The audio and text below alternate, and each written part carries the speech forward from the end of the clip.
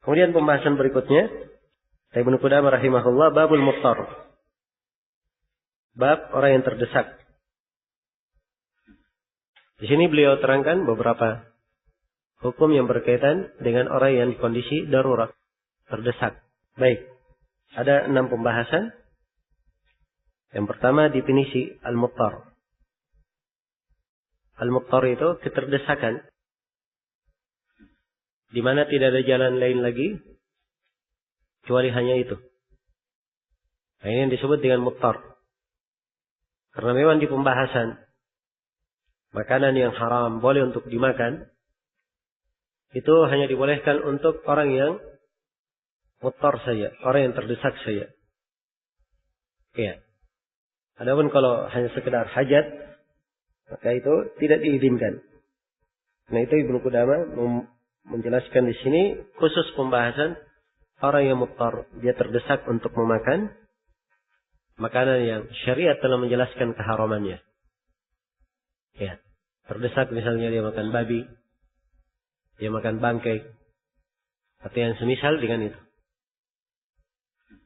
Baik, kata Ibnu Qudamah rahimahullah, wa man ittara fi makhmasatin falam yajid illa muharraman falahu an ya'kula minhu ma yasuddu ramaqahu.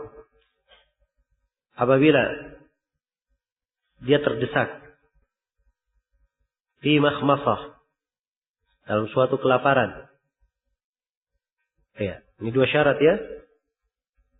Karena di dalam Al-Quran Allah berfirman, "Faman ittara fi makhmasatin ghaira mutajanifin li itsmin, fa innallaha ghafurur rahim." Siapa yang terdesak? Sebutkan syarat terdesak. Fi makhmasah, dan dia dalam keadaan kelaparan.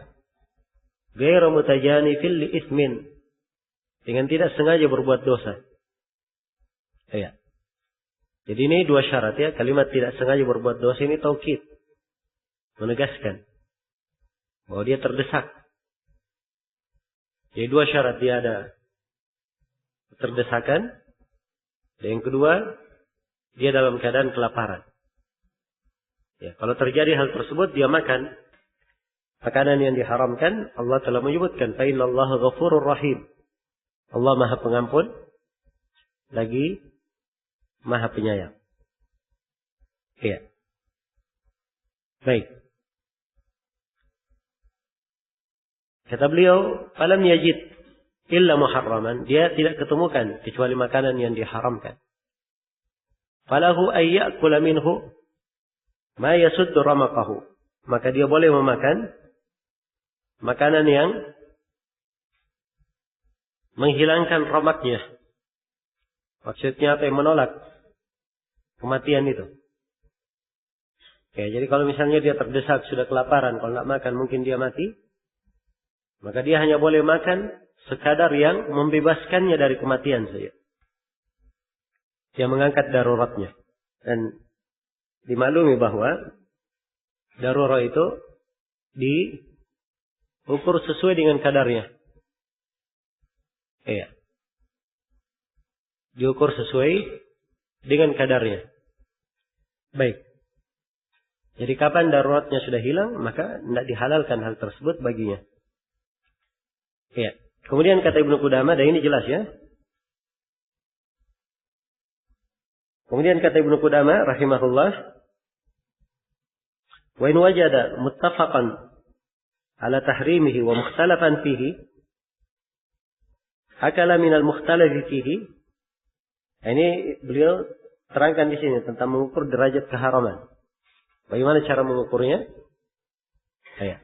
Ini beberapa ketentuan ya disebut oleh Ibnu Qudamah. Kalau dia dapatkan sesuatu yang disepakati tentang keharamannya, anggaplah misalnya babi, sepakat ya tentang keharamannya.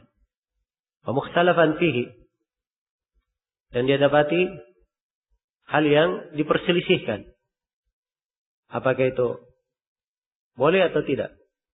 Anggaplah misalnya dia dapat sa'lab, serigala. Jadi ada babi, ada serigala. Iya. Yang mana yang dia makan? Babi atau serigala?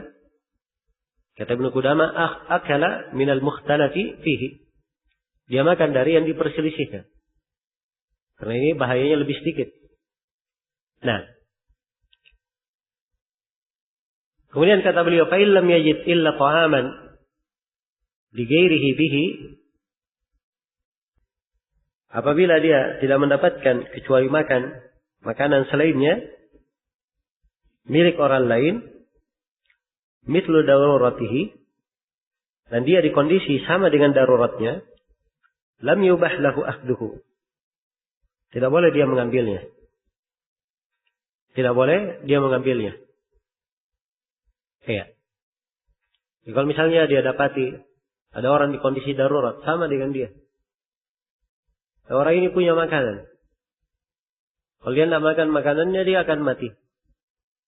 Maka di kondisi yang seperti ini tidak boleh dia mengambil makanan tersebut. Sebab dua-duanya di posisi sama, di kondisi darurat. Tidak boleh dia memakan makanan orang, itu tidak dihalalkan baginya.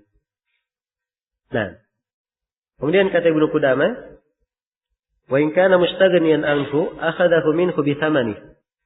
Kalau misalnya pemiliknya orang yang tidak membutuhkannya, tidak memerlukannya, maka diambil dengan harganya. Iya. Diambil dengan harganya. Jadi dia bayar. Dia bayar hal tersebut. Kalau memang dia perlukan. Orang itu tidak memerlukannya. Pemiliknya tidak memerlukan. Maka diambil. Diberikan bayaran. Ini kalau dia mampu membayarnya. Ya. Kalau dia tidak mampu. Ya. Dia mengambil sekadar kecukupannya. Dan memang memberi makan kepada orang yang lapar. Kalau dia memiliki kelebihan, hukumnya adalah wajib. Iya. Hukumnya adalah wajib. Baik. Tapi kalau dia mampu membayar, dia bayar. Fa'in mana'ahu minhu, akhadahu minhu qahran. Wa dhaminahu lahu mata qadir. Nah, kalau misalnya si pemilik makanan ini menahannya, dia tidak mau memberi, maka dia boleh mengambilnya secara paksa. Setelah dia makan, nanti dia ganti harganya. Dia ganti harganya apa yang selayaknya dengan barang tersebut. Baik, demikian. Jadi di sini beliau terangkan ya, kalau misalnya dia dapati ada orang bawa makanan, maka dilihat keadaan orang ini yang membawa makanan ini. Kalau keadaannya sama dengan dia, sama-sama perlu makanan, kalau tidak makan mati, maka di kondisi ini tidak boleh diambil makanan orang. Iya. Karena mereka kondisinya sama. Tapi kalau si pemilik makanan tidak memerlukan makanan itu, ya, maka di sini boleh dia mengambilnya dengan membayarnya. Kalau dia tidak mau memberi, boleh dia paksa diambil. Boleh dia paksa untuk mengambilnya. Nanti dia ganti. Dia bayar. Nah, ini kalau memang dia mampu untuk membayarnya. Tapi kalau dia tidak mampu, ya, sudah kita terangkan bahwa memberi makan kepada orang yang kelaparan itu adalah hal yang diwajibkan kalau seorang memiliki kelebihan. Baik. Kemudian kata beliau, fa in qutila al-muttar fa huwa syahid. Iya. Kalau orang yang terdesak ini terbunuh, maka dia mati syahid. Iya. Kenapa dia dihitung mati syahid? Karena makanan yang akan dia rampas, walaupun itu milik orang, tapi orangnya tidak memerlukannya, pada saat itu makanan tersebut berubah menjadi hak orang yang terdesak ini. Berubah menjadi haknya, berubah menjadi miliknya. Jadi kalau dia berusaha untuk mendapatkan haknya, miliknya, kemudian dia mati karena hal itu, maka dia dihitung mati syahid. Dihitung mati syahid. Jadi masuk ke dalam keumuman hadits Nabi sallallahu alaihi wasallam, man qutila duna malihi fa huwa syahid. Siapa yang terbunuh karena membela hartanya, maka dia mati syahid. Dalam hadits riwayat Bukhari dan Muslim. Nah, kemudian kata beliau wala qatilihi dhamanuhu. Terhadap orang yang membunuhnya dia wajib membayar dhaman. Ya, sebab dia tahu ini orang muttar. Andai kata dia tidak terdesak, tidak mungkin dia rampas makanan itu, dia tahu. Tapi tetap dia bunuh. Maka orang yang membunuhnya wajib membayar dhaman. Yaitu wajib dikisas atau dia membayar dia. Nah, Wa in qutilal mani' fala dhaman. Baik itu kalau yang merampas, orang yang terdesak yang merampas terbunuh. Bagaimana kalau si pemilik makanan yang tidak mau memberi itu yang terbunuh? Ya. Kata Ibnu Qudamah, wa in qutilal mani', kalau si penahan, orang yang tidak memberi makanan ini, ya, dia yang terbunuh, fala dhamana fihi, maka tidak ada tanggung jawab terhadap orang yang terdesak yang membunuhnya itu. Nah, karena memang dia melakukan hal tersebut di atas suatu hal yang diperbolehkan. Kemudian selesai sudah ini ya, saya kira jelas yang disebut oleh Ibnu Qudamah. Kemudian beliau terangkan hukum berobat dengan hal yang diharamkan dan meminum khamar karena haus. Ya, kata beliau rahimahullah, wala yubahu tadawi bimuharram, dan tidak dibolehkan ya berobat dengan hal yang diharamkan. Ya, ini beliau ingin tegaskan ya bahwa berobat dengan hal yang diharamkan itu tidak ada kata darurat. Tidak ada kata apa? Darurat. Jadi dia katakan, oh saya berobat dengan hal yang diharamkan sebab ini darurat. Tidak. Karena hal yang diharamkan itu tidak bisa menjadi obat. Tidak bisa menjadi obat. Karena dia tidak bisa menjadi obat, maka tidak bisa dipakai dalam kondisi darurat. Ya, sebab darurat itu hal yang mengangkat daruratnya. Dan ini hal tidak mengangkat daruratnya. Karena itu tidak diperbolehkan. Nah, tentang khamar, Rasulullah SAW bersabda, innahu laysa bidawa, walakinnahu da'. Sungguhnya khamar itu bukan obat, tetapi dia adalah penyakit. Dia adalah penyakit. Maka demikian pula segala benda yang dia bukan tidak bisa menjadi obat, ya, tidak dibolehkan. Walaupun di kondisi dia darurat. Sebab tidak mengangkat daruratnya. Baik. Nah, ini makna tidak bolehnya berobat dengan hal yang diharamkan. Ya, didukung di dalam hadits-hadits. Ada hadits khusus, ada hadits umum. Dan ada ketentuan-ketentuan umum di dalam hal ini. Nah, kemudian kata Ibnu Qudamah, wala syurbul khamar liman atash. Dan juga tidak dihalalkan meminum khamar bagi orang yang kehausan. Iya. Karena khamar itu tidak menghilangkan dahaga. Ya, dia kehausan misalnya. Ya, kehausan. Kemudian dia minum khamar untuk menghilangkan dahaganya. Nah, ini tidak mengangkat daruratnya. Karena khamar tidak menghilangkan apa? Tidak menghilangkan dahaga. Ya. Kemudian kata beliau, wa yubahu daf'ul ghussah biha